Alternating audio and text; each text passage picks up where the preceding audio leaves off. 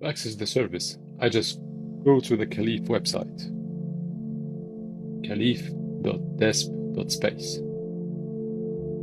I have to log into the service to generate a certificate.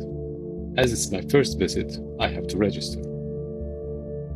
I provide my information, username, password, email address, and identity.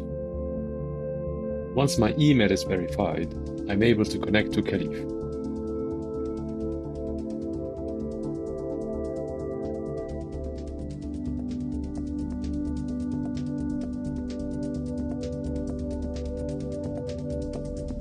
The homepage invites me to generate a report.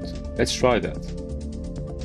The first information required to generate my report is my address. I provide it to the search bar. Great, it has been found. I selected to focus the map on this location.